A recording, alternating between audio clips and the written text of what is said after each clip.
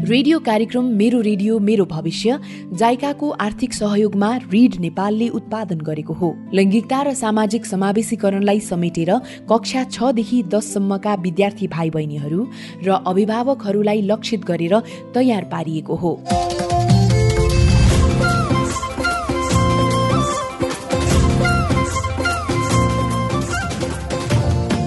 विद्यार्थी भाइ बहिनीहरू नमस्कार। म शेखर गजरकोटे।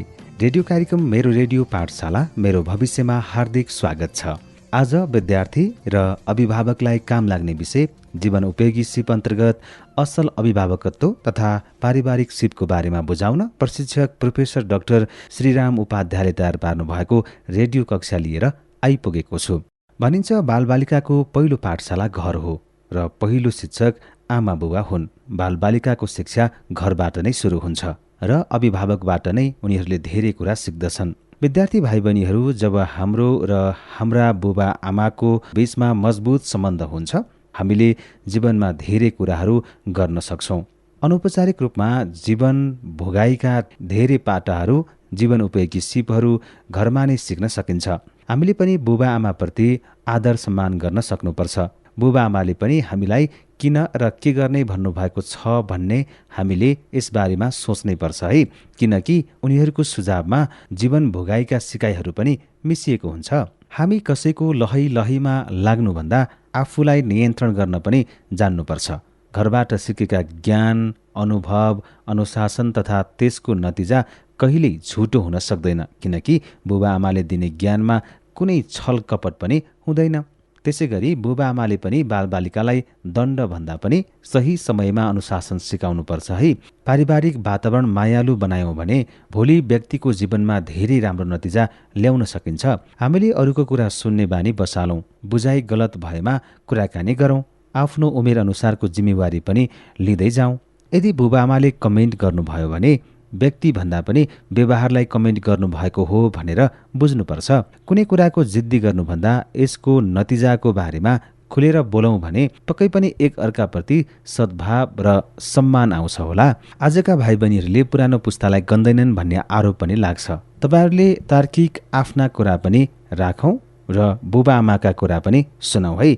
आजको पाठमा बुबा आमाले दिएको प्रेरणाले, उहाँले गरेको देखेको कुराले संसारभरिमा छोरा छोरीले कसरी जीवन परिवर्तन गर्न सफल भए, यी र यस्तै प्रेरणादायी कुरा डायरीको माध्यमबाट लिएर आएका छौँ।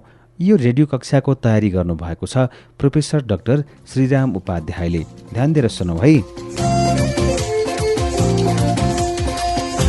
अभिभावक, पारिवारिक सिप तथा सकारात्मक अभिभावकत्व। परिवारमा आमा बाबु र छोराछोरीको बीचमा मायालु तथा रमाइलो वातावरणको सिर्जना गर्नु सबैको दायित्व हो। परिवारमा सबैले एकअर्काको सम्मान र घरको काममा सहयोग गर्नु पर्दछ। मेरा डायरीका पानाहरू। पहिलो दिन। मेरो आमा र बुवा ईश्वरका सर्वश्रेष्ठ रचना हुन्। मलाई असल हुन र सत्कार्यमा लाग्न प्रेरित गर्ने एउटै आधार मेरी आमा र बुवा हुन्। मेरो उहाँहरूप्रतिको ममता र उहाँहरूको जिम्मेवारी बढ्दै गयो। मेरी आमा र बुबाले दिएको प्रारम्भिक शिक्षा विद्यालय शिक्षाको आधार बन्न गयो। मेरो मातापिताले दिएको ज्ञान र सिपले मेरो विद्यालय शिक्षालाई सरल बनाइदियो।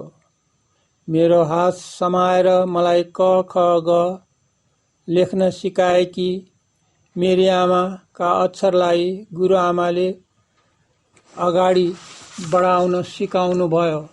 सबै धर्म समान हुन्, सबैलाई माया गर्नुपर्छ, धर्मको आधारमा भेदभाव गर्नु हुँदैन भन्ने शिक्षा सबभन्दा पहिले मेरा आमा बुवाबाट प्राप्त गरेको थिएँ। त्यसलाई मैले आफ्नो जीवनको मूल मन्त्र बनाएको थिएँ। मेरा आमा बुवाले भान्सामा सँगै काम गर्नुहुन्छ, म पनि उहाँलाई काम गर्न सघाउँछु। त्यसको साथै कुन कुन खानेकुरा कसरी स्वस्थ र मिठो बनाउन सकिन्छ भनी सिकेकी छु। मेरो बुवा कृषक हुनुहुन्छ, मेरी आमा शिक्षिका हुनुहुन्छ। मेरा बुवाले आफ्नो खेतमा उत्पादन भएका खाद्य पदार्थ आफ्नो घरमा प्रयोग गर्नुहुन्छ। त्यसबाट बाँकी भएको बाँकी कुरा बजारमा लगेर बेच्नुहुन्छ। बिदाको समयमा म पनि बजारमा लगेर आफ्ना बुबाले मेहनत गरेर उत्पादन गरेको वस्तु बेच्ने गर्दछु। त्यसो गर्दा मलाई असाध्यै रमाइलो लाग्छ। यसको दुईवटा कारणहरू छन्। पहिलो कारण, मैले आफ्ना मातापितालाई सहयोग गरिरहेको छु। दोस्रो कारण, मैले यस्तो गर्दा पैसा कमाएर आफ्नो घरलाई चाहिने आवश्यक सामग्री किन्नुको साथै विद्यालय शुल्क पनि बुझाउन सक्छु। मलाई त्यसबेला आनन्द लाग्छ जब म जस्तै बालबालिकाहरू आफ्ना बाबा आमाका हात समातेर मेरो सामान किन्न आउँछन् र म हाँसेर तिनीहरूसँग कुराकानी गर्न पाउँछु। एकजना आमा बुवालाई आफ्ना भर्खर जन्मेका बच्चालाई बोकेर मेरो तरकारी पसलमा साग किन्न आउनुभएको थियो। मैले यस्तो चिसोमा यस बच्चालाई किन ल्याउनु भएको हो, निमोनिया हुन सक्छ भनेर लुगा मिलाइदिएँ। उहाँहरूले एकसाथ आज पोलियो खोप दिने दिन हो। तिम्रो तरकारी पसल बाटोमा परेकोले साग किन्न आएको हो। हरियो सागपात खानाले आँखालाई असाध्यै राम्रो गर्छ। मेरो आमा बुबाले खेतमा कम्पोस्ट मल मात्र हाल्नुहुन्छ। हाम्रो भान्सामा काटेर बाँकी रहेका तरकारीका बोक्रा र तरकारी पकालेको पानी तरकारी बारीमा लगेर राख्दछौँ। हामीले 2वटा बाख्रा पालेका छौँ। त्यसको मल पनि हामी बारीमा हाल्छौँ। म तरकारी बेच्दा ग्राहक नभएको खण्डमा आमाले ल्याइदिएको कथा र गीतका पुस्तक पढ्ने गर्दछु। लो, मेरो तरकारी सबै बिक्री भएछ। अब घर फर्केर तरकारी बेचेको सबै पैसा आमा बुवालाई दिन्छु र हातमुख धोएर भात खाई स्कुल जान्छु। कोरोनाको विश्वव्यापी कहरले विद्यालय बन्द थियो। मसँग मास्क र सेनिटाइजर सधैँ हुने गर्दछ। यसभन्दा अघि मैले भर्चुअल क्लास मोबाइलबाट लिने गर्दथेँ। आज फेस टु फेस हुन पाइयो। आज मेरी आमा पनि मुखमा मास्क र ब्यागमा साबुन लिएर विद्यालय जानुभएको छ। मेरो बुवा पनि मुखमा मास्क र खल्तीमा साबुनको सानो टुक्रा लिएर खेतमा जानुहुन्छ। भिडमा सितिमिति जानुहुन्न। आज दोस्रो दिन हो। मेरी आमाले मलाई आदिकवि भानुभक्तको रामायण र महाकवि लक्ष्मीप्रसाद देवकोटाको मुना मदन ल्याइदिनु भएको छ। मलाई कवि लेखनाथ पौडेलको पिंजराको सुगा असाध्यै मनपर्छ। मलाई मोतीराम भट्ट मनपर्छ किनभने उनले भानुभक्तलाई चिनाएका थिए। मेरो भाइलाई पनि पुस्तक पढ्न मन लाग्छ। उसले सधैँ नयाँ नयाँ पुस्तक ल्याउने र पढ्ने गर्दछ। उसले पढेर मलाई दिन्छ। मैले पढिसकेपछि विद्यालयको पुस्तकालयलाई उपहार दिन्छु। तेस्रो दिन आज प्रजातन्त्र दिवस हो। हाम्रो विद्यालयमा कवि गोष्ठी र खेलकुद प्रतियोगिता हुँदैछ। कवि गोष्ठीमा मैले पनि कविता वाचन गर्नु छ। मैले नेपाली कविहरूको साथै अङ्ग्रेजी कविता पनि पढेकी छु। मलाई महाकवि लक्ष्मीप्रसाद देवकोटाको कोपिला कविता असाध्यै मनपर्छ। त्यसमा लेखिएका नटिप्नु हेर कोपिला दया र धर्म भाग्दछ भन्ने वाक्यले मेरो मन छुन्छ। महाकविका फर्क फर्के जाऊ समाओ मानिसहरूका पाओ मलम लगाऊ आर्थहरूका चहराइरहेको गाउँ भन्ने वाक्यले कर्णभाव उत्पन्न गर्दछ। लो, मेरो कविता वाचन गर्ने पालो आएछ। मैले वरिपरि हेरेँ। मेरा गुरु तथा गुरुमा मञ्चमा बस्नु भएको थियो। मैले खल्तीबाट कविता लेखेको कागज निकालेर कुनै सम्बोधन नगरिकन नै कविता वाचन गर्न थालेँ। प्रजातन्त्र दिवस आयो। हामीलाई खुसीको दिन ल्यायो। हाम्रा हातमा सबै फुलका गुच्छा। गुरुवा गुरुवालाई हाम्रो शुभेच्छा। मेरो कविता सुनेपछि सबैले थपडी बजाएर क्या बात राम्रो भन्न थाले। मलाई धेरै खुसी लाग्यो। सबैले मेरो कविता मन पराएका थिए।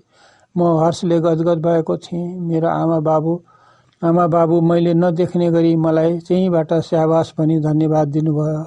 मेरो हर्षको सीमा रहेन र मैले दगुर्दै गएर उहाँहरूलाई दण्डवत गरेँ।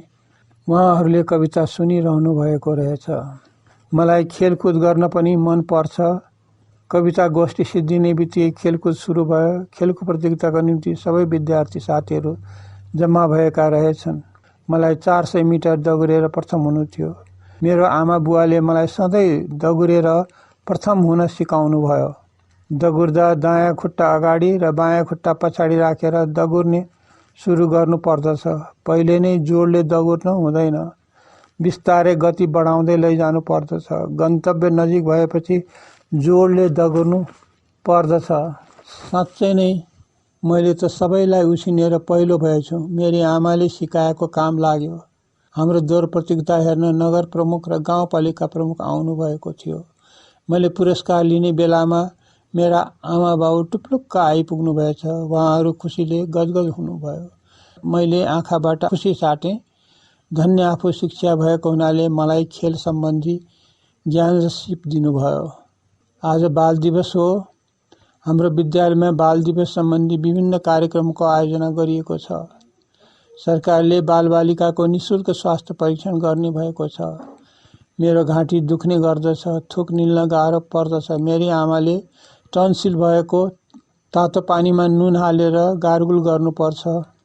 रुगा पनि लागेको छ भने ओढनी र सिरकले छोपेर पानीको बाफ लिनुपर्दछ।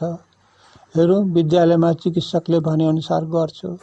बाल दिवसको उपलक्ष्यमा सांस्कृतिक कार्यक्रम पनि हुँदैछ। म पनि भाग लिन्छु। मेरा आमा बुवा पनि हेर्न आउनुहुन्छ। हामी धेरै साना छौँ भन्ने गीतमा नाच्नेछौँ। मेरा आमाले गीत र नृत्य सिकाउनु भएको छ। उहाँ राम्रो गीत गाउन र नाच्न सक्नुहुन्छ। नृत्य र गीतको साथै नाटक पनि देखाउने भएको छ। कवि तथा नाटककार भीमनिधि तिवारीका सहनशीला सुशीला नाटक पनि मञ्चन हुने भएको छ। हाम्रो नेपालीका गुरुआमाले सुशीलाको भूमिका निर्वाह गर्नुहुनेछ।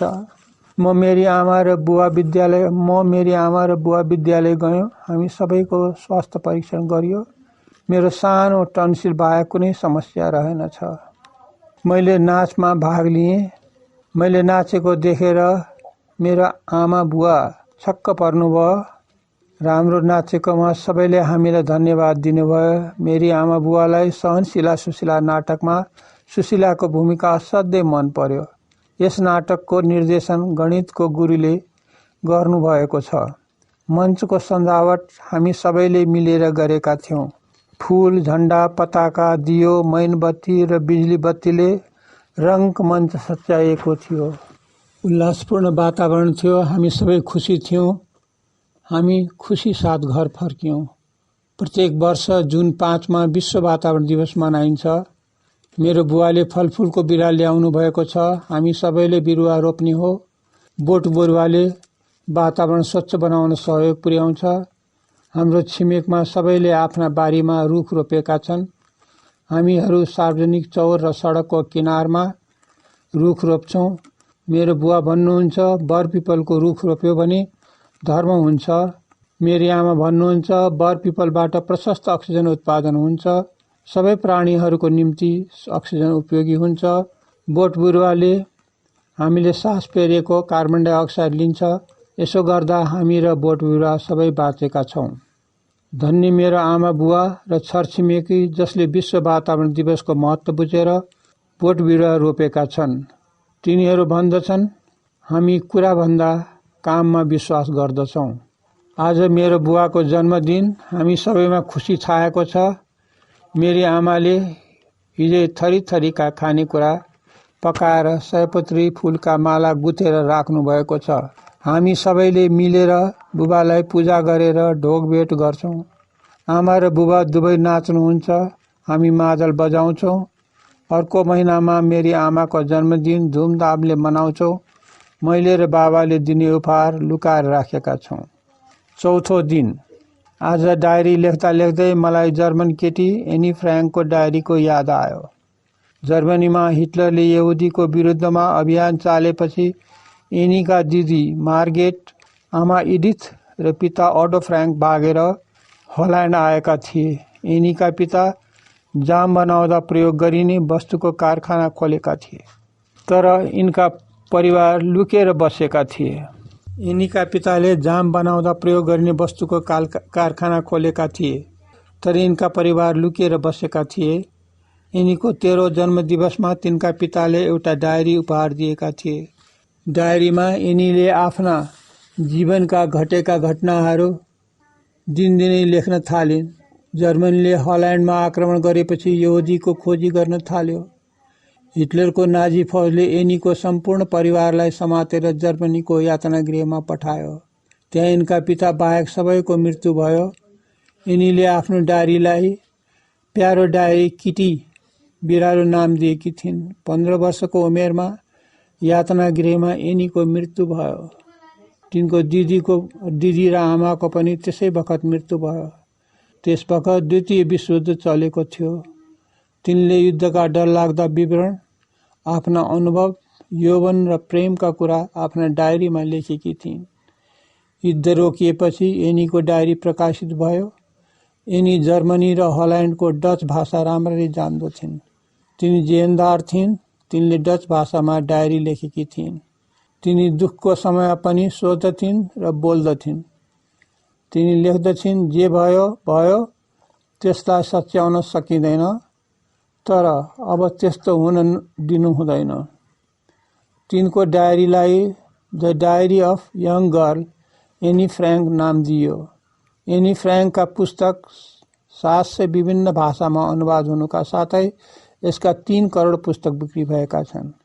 एनी फ्र्याङ्कका मातापिता असल अभिभावकत्व र सकारात्मक सोच र दृष्टिकोणले गर्दा यिनले जस्तो सुकै कठिन परिस्थितिमा पनि आफूलाई अब्बल दर्जाको बालिकाको रूपमा आफ्नो स्थान सुरक्षित गर्न सकिन्। यसबेला मलाई नेपालकी छोरी योगमाया न्यौपानेका पनि पारिवारिक वातावरण र सकारात्मक अभिभावकत्वको प्रमाण प्रस्तुत गर्न मन लाग्यो। योगमायामा बालविवाहको नकारात्मक परिणाम पर्यो। सानै उमेरमा तिनी विधवा हुनु पर्यो। त्यसबेला समाजमा दास प्रथा र सती प्रथा कायम थियो। एकातिर बालविवाह र अर्कोतिर सती प्रथाले गर्दा बालबालिकाहरूले जिउँदै आगोको चितामा पतिसँगै बस्नु पर्दथ्यो। विधवाप्रति हेर्ने समाजको दृष्टिकोण अत्यन्त नकारात्मक थियो। योगमाया न्यौपानेमा सती प्रथाको अन्त र विधवा विवाहको सामाजिक मान्यता दिलाउने आन्दोलन चलाउने चाहना भयो। राणा प्रधानमन्त्री चन्द्र शमशेरले सती प्रथाको अन्त गरेर लाखौं नेपाली विधवा बालिका तथा युवतीहरूको प्राण रक्षा गरेका थिए। सती प्रथाको अन्त भए पनि महिला हिंसा प्रतिको भेदभाव र हिंसा विद्यमान थियो। योगमाया न्यौपानेले महिलाप्रतिको भेदभाव हटाउन तत्कालीन प्रधानमन्त्री जुद्ध शमशेरलाई पटक पटक पत्र पठाउने गर्दथिन्। यस सामाजिक आन्दोलनमा यिनका मातापिता तथा परिवारको पूर्ण सहयोग रहेको थियो। यति मात्र होइन, आफ्नो जन्मस्थान पूर्वी नेपालको भोजपुर दिङला मजुवा व्यासीका युवा तथा युवतीहरू पनि यिनको आन्दोलनमा सामेल भएका थिए। विक्रम सम्वत 1998 आफ्ना समाज सुधार तथा महिला हिंसाप्रति विश्वको ध्यानाकर्षित गर्न योगमाया न्यौपानेले आफ्ना 67 जना महिला पुरुषको साथ अरुण नदीमा जल समाधि लिएका थिए।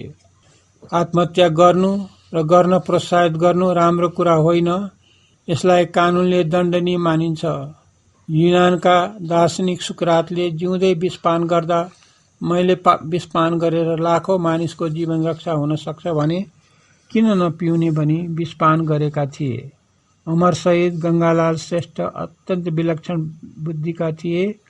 यिनले प्रवेशिका परीक्षामा प्रथम श्रेणी उत्तीर्ण गरेका थिए। यिनले त्रिचन्द्र कलेजमा विज्ञान विषयको अध्ययन गरिरहेका थिए। यिनमा आफ्ना देशका लाखौं बालबालिकाहरू शिक्षाको उज्यालो घामबाट वञ्चित भएको विरोधमा राणा शासन विरोधी आन्दोलनमा लागेर शहीद भएका थिए। यिनलाई धर्मपत्नी हसिना देवीको साथ र सहयोग प्राप्त थियो। अर्का अमर शहीद शुक्रराज शास्त्रीका पिता माधवराज जोशी ठूला समाज सुधारक थिए। तिनले सामाजिक कुरीति र अन्धविश्वासको विरुद्धमा आन्दोलन गर्न आफ्ना विद्वान पुत्र शुक्रराज शास्त्रीलाई प्रोत्साहित गरेका थिए। शुक्रराज शास्त्रीले संस्कृत, नेपाली, हिन्दी र नेपाली भाषामा अनेक ग्रन्थ लेखेका थिए। तीमध्ये एउटा पुस्तकको नाम स्वरको दरबार हो। यस पुस्तकमा नारीको सम्मान गर्नुपर्छ भन्ने कुरा लेखिएको छ। उहाँ लेखेको कुरा सुनौ। न घरलाई घर कहिन्छ, नारी नै दरबार हो। एकमात्र धर्म साधन नारी घरको द्वार हो। घर की देवी नारी नै, नारी घर की ज्योति हो। गजलक्ष्मी नारी नै हो, नारी माणिक मोती हो। शुक्रराज शास्त्रीलाई पिता माधवराज जोशी र माता रत्नमाया जोशीबाट पारिवारिक ममता र स्नेह प्राप्त थियो। त्यही पनि तत्कालीन राजनीति तथा सामाजिक रूपान्तरणको निम्ति आफ्ना प्रिय पुत्रलाई नेपाल आमाको जिम्मा लगाइदिएका थिए। राणा शासकहरूले आफ्ना प्रिय पुत्रलाई फाँसीमा झुन्ड्याएको देखेर छोरा होस् त यस्तो होस् स्याबास भनेका थिए। अर्का शहीद दशरथचन्द्रलाई पनि आफ्ना परिवारबाट माया तथा स्नेह प्राप्त थियो। पश्चिम नेपालको अत्यन्त दुर्गम क्षेत्र बैतडीमा जन्मिएको भए पनि राष्ट्रको निम्ति बलिदान भएका थिए। अर्का शहीद धर्मभक्त मातेमाले आफ्ना फुपूको घरलाई राणा विद्रोही गतिविधिको केन्द्र बनाएका थिए। यिनलाई आफ्ना मातापिताबाट पूर्ण सहयोग र स्नेह प्राप्त थियो। यी सबै शहीद र ठूला व्यक्तिहरूले पारिवारिक स्नेह र ममता पाएका थिए। त्यसैले यिनीहरूले ठुल्ठुला काम गर्न सकेका थिए। फ्रान्सका सम्राट नेपोलियनले मलाई असल आमा देऊ, म तिमीलाई असल राष्ट्र दिन्छु भनेका थिए। नेपोलियनको उन्नतिमा तिनकी पत्नी जोसेफाइनको ठूलो योगदान थियो। जोसेफाइनले नेपोलियनलाई एउटा साधारण सिपाहीबाट सम्राट जस्तो उच्च पदमा पुर्याएकी थिइन्। नेपालको इतिहासमा लिच्छवी काललाई स्वर्णिम युग भनिन्छ। यसको मुख्य कारण राम्रो समाज र आदर्श परिवार हो। त्यसवखत परिवारमा आमा बाबुको श्रद्धा गर्ने र आमा बाबुले छोराछोरीलाई बिना भेदभाव मायालु वातावरण प्रदान गर्ने गर्दथे। राजा मानदेवले आफ्नी माता राज्यवतीलाई सती जान नदिएर सती धर्ममा रहेर राजकाजमा सहयोग गर्न अनुरोध गरेका थिए। राजा मानदेवको सफलताको कारण पिता धर्मदेव र माता राज्यवती हो। यिनले नै गर्दा मानदेवले नेपालको राज्य विस्तार गर्न सकेका थिए। यिनले आफ्नो पत्नी भोगिनीको नाम राखेर मुद्रा पनि चलाएका थिए। भोगिनीले माया, प्रेम र सद्भावनाद्वारा आफ्ना पति राजा मानदेवलाई उत्प्रेरणा जगाउने गर्दथिन्। मानदेवकी विजयवती नाम गरेकी अत्यन्त प्यारी छोरी थिइन्। तिनी सकल विद्या र गुणमा निपुण थिइन् भन्ने कुरा पशुपति आर्यघाटको एउटा ढुङ्गामा लेखिएको छ। यसको निम्ति विजयवतीले पिता मानदेव र माता भोगिनीको प्रेरणा प्राप्त गरेकी थिइन्। पृथ्वीनारायण शाहलाई नेपालको एकीकरण गर्नमा पिता नरभूपाल शाह र जेठी आमा चन्द्रप्रभावती देवीले ठूलो भूमिका खेलेका थिए। तिनीहरूले नै पृथ्वीनारायण शाहलाई चाणक्य नीतिको ज्ञान गराएका थिए। नेपालको एकीकरण यिनीहरूको स्नेह र मार्गदर्शनबाट नै सम्भव हुन गएको हो। भीमसेन थापा, अमरसिंह थापा, भक्ति थापा, रामकृष्ण कुँवर, अभिमान सिंह बस्नेत, नयन सिंह थापाका सफलताका मुख्य कारण पारिवारिक स्नेह र ममता हुन्। नेपाल अंग्रेज युद्धमा नेपाली नारीहरूले पूरा परिवार साथ युद्धमा भाग लिएका थिए। आज बिहानदेखि आज 5औं दिन आज बिहानदेखि मलाई रेडियो सुन्दा आमा बाबालाई आदर गर्नुपर्ने कर्णप्रीति गीत आइरहेको सुने। मैले पछि उद्घोषिकाले राम्रो परिवारको विषयमा प्रवचन दिएको सुने। राम्रो परिवारमा एक अर्काको कामको सराहना गर्ने, माया गर्ने, एक अर्कालाई सहयोग गर्न तत्पर रहने, लामो समय सँगै बस्ने, मानसिक तनाव र संकट व्यवस्थापन प्रभावकारी ढंगबाट गर्ने, सबैको भलाइको निम्ति आध्यात्मिक चिन्तन गर्ने र प्रभावकारी र सकारात्मक संवाद थालनी गर्नुपर्दछ। त्यो सुनेर मलाई धेरै खुसी लाग्यो। मेरो परिवारमा ती सबै कुरा छन्। हामी सबैजना सँगै बसेर खान्छौं र रमाएर दिन बिताउँछौं। सबै चाडपर्व हामी सँगै हुन्छौं। आज 6औं दिन, आज विवाह पञ्चमीको दिन हो। विवाह पञ्चमी रामायणसँग सम्बन्धित हो। महर्षि वाल्मीकिले रामायणको रचना गर्नुभएको हो। उहाँको रामायण पहिलो वाक्यमा लेख्नु भएको थियो, हे चाण्डाल व्याधा, तैँले काम मोहित भई यी पंक्षीका जोडीमा एउटालाई मारिस, यसबाट तैँले कहिले प्रतिष्ठा र सुख प्राप्त गर्न नसकेस। एक दिन महर्षि वाल्मीकि आफ्ना चेलाहरूसँग तमसा नदीमा नुहाएर घर फर्किँदै थिए। यिनले बाटामा प्रेममा मग्न क्रोञ्च कर्याङकुरुङ पंक्षी मध्ये भालेलाई व्याधाले मारेको देखे। त्यसवखत पोथीले रोएर चिच्याएको देखेर अचानक यस्तो श्लोक निस्कियो। यसै घटनाबाट प्रेरित भएर ऋषि वाल्मीकिबाट रामायणको रचना भएको हो। युनानका आदिकवि दृष्टिविहीन होमरले पनि इडियस र ओडिसी नामको नामका यस्तै काव्यको रचना गरेका थिए। रामायणका 2 प्रसङ्गहरू साह्रै रमाइलो मानिन्छ। पहिलो रामनवमी र दोस्रो विवाह पञ्चमी। यी दुवै अवसर बडो धुमधामसँग मनाइन्छ। भगवान रामको जन्म चैत्र नवमीको दिन भएको हुनाले यस दिनलाई भगवान रामको नामबाट रामनवमी भनिएको हो। रामनवमीको बयान आदिकवि भानुभक्तले यसरी गरेका थिए। जसले रामनवमी उपासी खुसीले जागरण समेते गरी, जसले रामनवमी उपासी खुसीले जाग्रत समेते गरी, यो रामायण पाठ गरोस् कि त सुनोस् तन्मन यसैमा धरी। विद्यार्थी भाइ बहिनीहरू भर्खरसम्म सुन्दै हुनुहुन्थ्यो विद्यार्थी र अभिभावकलाई काम लाग्ने विषय जीवन उपयोगी सिप अन्तर्गत असल अभिभावकत्व तथा पारिवारिक सिपको बारेमा बुझाउन प्रोफेसर डाक्टर श्रीराम उपाध्यायले तयार पार्नु भएको रेडियो कक्षा। हो विद्यार्थी भाइ बहिनीहरू, हामीले परिवारले गाली गर्यो भनेर कहिलेकाहीँ आवेगमा आएर निर्णय गर्छौँ, जसको कारणले हामी दीर्घकालीन रूपमा पछुताउनु पर्ने हुन्छ। हामीले आत्तिएर नराम्रो सोचेर स्कुल छोड्ने, कुरीतिमा फस्ने, अराजक बन्ने गर्नु हुँदैन। केही समस्या आएमा आफ्ना अभिभावकसँग खुलेर कुराकानी गर्ने, शिक्षकसँग कुरा आदान प्रदान गर्ने, साथीहरूलाई भन्ने गर्नुपर्छ है। मनैमा कुरा लुकाएर राख्दा यसले तपाईहरूको मानसिक स्वास्थ्यमा पनि असर गर्छ नि। अझ हाम्रो समाजले छोरीहरूबाट धेरै अपेक्षा राखेको हुन्छ। यदि सही छ भने यस र गलत छ भने नो पनि भन्न सक्नुपर्छ है। आखिर हामी जस्तो नयाँ पुस्ता नबोले को बोल्छ त? तपाईहरू पनि भोलि गएर पक्कै अभिभावक बन्नुहुन्छ। त्यसैले यी र यस्ता कुराहरू आजैदेखि सिकौँ र सिकाउँ पनि। मोनिटरिङ ग्रुपका विद्यार्थी भाइ बहिनीहरूले आफ्ना अभिभावकलाई आफूले जानेका कुरा आदान प्रदान गरिरहनु भएको छ होला, होइन त? तपाईहरू एक विद्यार्थी एक घर अभियानमा संलग्न हुनुभएकै होला। सकारात्मक सोचका साथ अगाडि बढ्नलाई तपाईको भूमिका महत्त्वपूर्ण हुन्छ है। विद्यार्थी भाइ बहिनीहरू, अब लागौँ एसएमएस प्रश्न सुन्नतर्फ। तलका वाक्य सही लागे टी र गलत लागे यफ लेखेर एसएमएस गर्न सक्नुहुनेछ। पहिलो वाक्य छ, बालबालिका कस्तो बन्ने भन्नेमा अभिभावकको महत्त्वपूर्ण भूमिका रहन्छ। दोस्रो छ, परिवारमा एक अर्कामा मूल्य र संस्कृतिको आदान प्रदान सहित प्रेम र समर्थन बाँड्न आवश्यक छ। तेस्रो वाक्य छ, बालबालिकामा सकारात्मक सोचाइको विकास अनिवार्य रहन्छ। प्रश्नोत्तरमा सहभागी बन्ने तरिका हो एसएमएस। एसएमएसको लागि तपाईँले मोबाइलको म्यासेज बक्समा गएर रिड नेपालको छोटो रूप आरएन टाइप गरेर सोधिएका प्रश्नको जवाब क्रमशः टाइप गरी नाम र ठेगानासहित 31007मा सेन्ड गर्न सक्नुहुनेछ।